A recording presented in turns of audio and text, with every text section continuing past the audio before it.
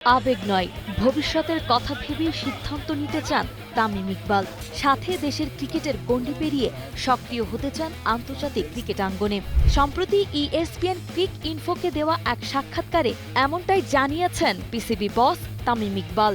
বুলবুলের নেতৃত্বাধীন বোর্ড ভেঙে যাওয়ার পর জাতীয় ক্রীড়া পরিষদ গঠিত বিসিবির অ্যাডহক কমিটির সভাপতি হন তামিম ইকবাল। নতুন দায়িত্ব পাওয়ার পর থেকেই প্রশংসায় ভাসছেন জাতীয় দলের সাবেক এই অধিনায়ক।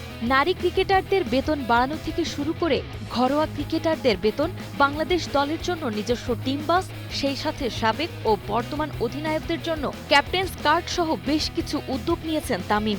ইএসপিএন ক্রিক ইনফোকে দেওয়া সাক্ষাৎকারে তিনি জানান, এখানে আবেগ দিয়ে সিদ্ধান্ত নেওয়ার সুযোগ নেই। দেশের ক্রিকেটের ভবিষ্যৎ মাথায় রেখেই সিদ্ধান্ত নিতে হয়। জাতীয় দলের অধিনায়ক থাকা আর বোর্ড সভাপতির দায়িত্ব এক নয়।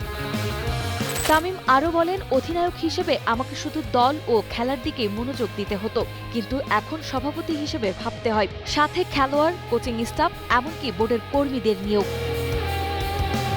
এছাড়া দীর্ঘমেয়াদী উন্নয়নের লক্ষ্যে আসন্ন বিসিবি নির্বাচনেও লড়বেন সাবেক এই টাইগার অধিনায়ক। এমনকি আইসিসির মতো বৈশ্বিক মঞ্চেও বাংলাদেশের জোরালো প্রতিনিধিত্ব নিশ্চিত করতে চান তামিম ইকবাল।